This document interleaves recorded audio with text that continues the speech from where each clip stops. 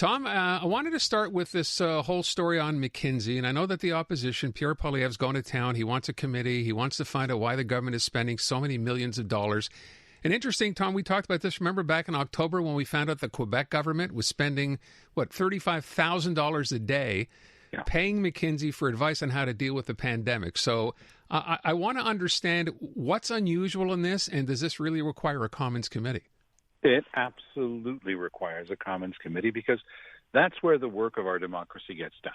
And Mr. Trudeau's in a minority position, so if he had a majority, he would have been able to block the committee hearing, and we would have never gotten to the bottom of it. And the opposition parties are completely right. There's something not working. If you have a government that is so poorly organized and structured and administered and managed that you have to pay an outside firm to come in and do what you're already paying the government to do, like in the immigration department, then it makes no sense, and Canadians have a right to know what's going on.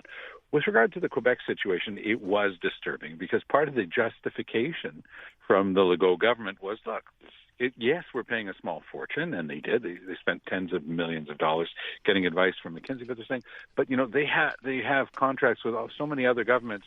We'll get to find out what other governments are up to. And I'm sort of going, well, hold on, isn't this supposed to be confidential work between a client and an advisor? And why is it that we would get to find out what the other clients are up to? That means other people are going to find out what Quebec is up to. So it was such a dumb explanation that it never flew.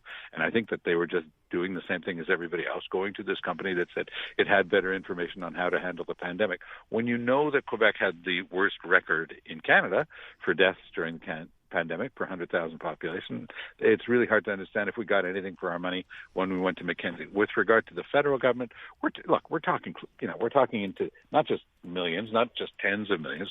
We're getting close to the hundreds of millions overall since the Trudeau government arrived. And good on the opposition parties.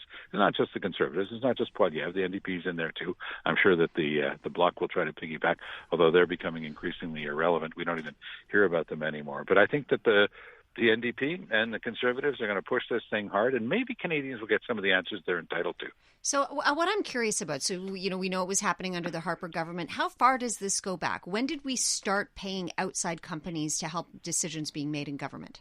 There's nothing new or unusual about using outside expertise because the government can't have top-notch experts in everything. So it makes absolute sense. But what people, it's the average folks, the average person in their home scratching their head saying, this doesn't make any sense.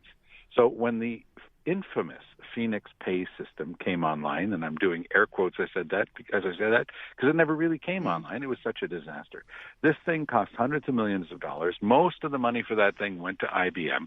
It was a dog that couldn't hunt. It was just an absolute disaster. And you and I paid for it.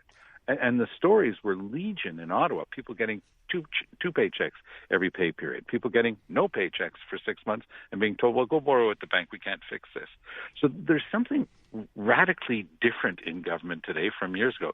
You always made sure you had top-notch people that could know their files, they were well managed, but right now, look at transport. This isn't a question of an argument. Of the 10 worst airports in the world, measured by the international agencies that do these things, Canada had 3 of the 10 worst airports in the world last year as we came out of the pandemic. There's no excuse for that. You're kind of making the point, Tom, though, we should be getting our money back from McKinsey for some of these things. Well, they're not the ones who are handling transport. They're in on immigration, but the transport department is just an absolute breakdown of the administrative function of government. And so Mr. Trudeau is right now in Mexico doing, I think, an excellent job with our American allies, the most important trading partner we have. The whole North American context is always going to be on the table. The Americans are always going to push for Buy America. Trudeau does an excellent job with this international stuff. But back home, he's also supposed to be the first minister. Of all the ministers around the cabinet table, he's the prime minister, the one who's in charge. He's supposed to be running the whole government, but it doesn't interest him. So there's something called the Privy Council office.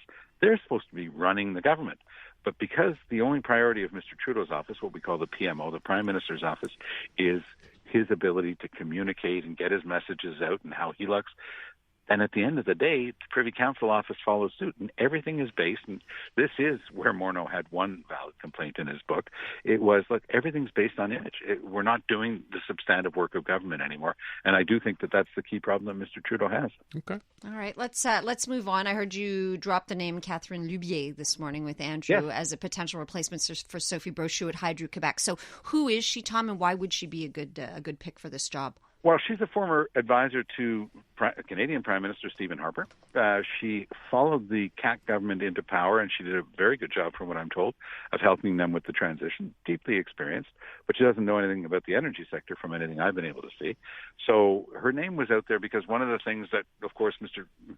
Legault is very sensitive about is the fact that every time there's a very powerful woman who doesn't necessarily agree with everything he does, especially if they're in cabinet, they would be thrown overboard, whereas guys like Fitzgibbon, who's repeatedly broken the ethics laws, well, no problem.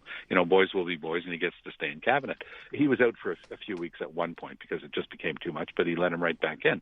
So this is the problem with Legault. I mean, Sophie Brochu is, in my view, just the most recent powerful woman, strong administrator, great manager, who dares, say no to Legault, and especially his Uber minister, Pierre Fitzgibbon. So she was in for the high jump. She said she left. Legault today said, no big policy differences.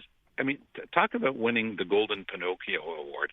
He says in one breath, he says, no differences between us. And so what type of person are you looking for? Well, obviously, the person who's going to replace her is going to be pro-development because we've got a pro-development government.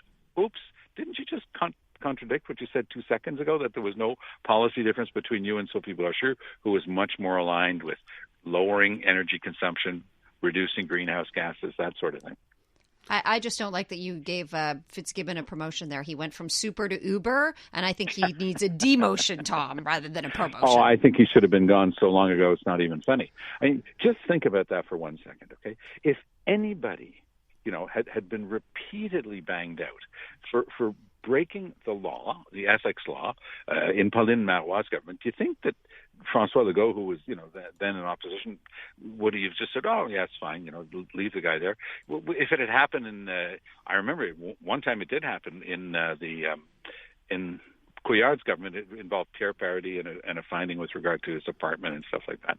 And he just said, I'm just going to forget about that. It's not going to go any further. And Legault was rending his garments over this. This was horrible.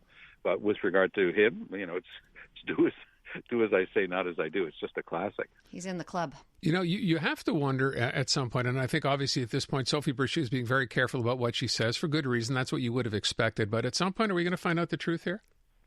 Well, how long did it take Bill Morneau to pen his book and get it out there? It was two and a half years after, as Trudeau's trying to, clear the runway to be able to take off for his 2023 campaign. So I think that Ms. Brochu might, find the time to pen a short memoir about her time running Gaz Metropolitain, today Energia, and Hydro-Quebec. Yeah, so I think she might get around to it, maybe 6 months away from the next election. I will, just as we wrap up, ask you, we were talking about this earlier on, so we know there's going to be a by-election in St. Henry now that Dominic Anglade, of course, is gone. And the question is, I think Jim Meny was pointing this out earlier, this is a pretty big deal for QS, right? If they were to win this seat, that gives them official status in the National Assembly. You got to wonder, though, the Liberals held this seat.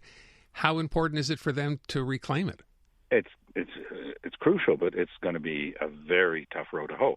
There are a lot of Liberals in the riding. It used to be the riding of people like Max Polak, who just unfortunately left us, and Nicole Loisel, and that whole area was always very rouge, very, very liberal.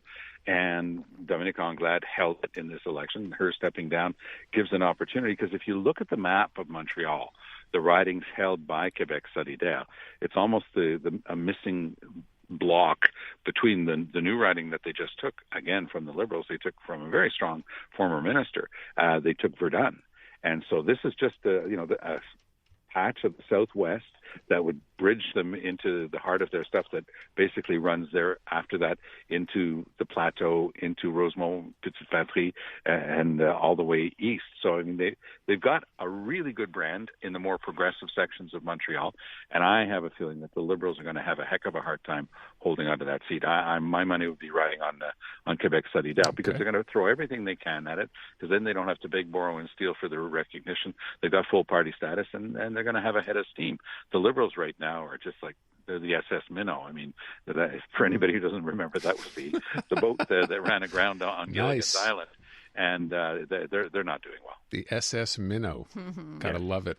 So what you're saying, Tom, we can rule out Sophie Brochu as the Liberal candidate in St. Henry, St. Anne. She'd be the dream candidate for the Liberals. I mean, in the olden days when I was there, I remember being sat down with a bunch of MNAs and being told that we're going to get Jean Charest. And, one of my colleagues politely said, well, we've got a leader. His name is Mr. Johnson. And they said, yeah, we're going to go get Charest. And the question that another one asked was, what if he doesn't come? And the answer was, he won't be given any choice. Such is the history of Quebec politics. Oh, my. And there you go.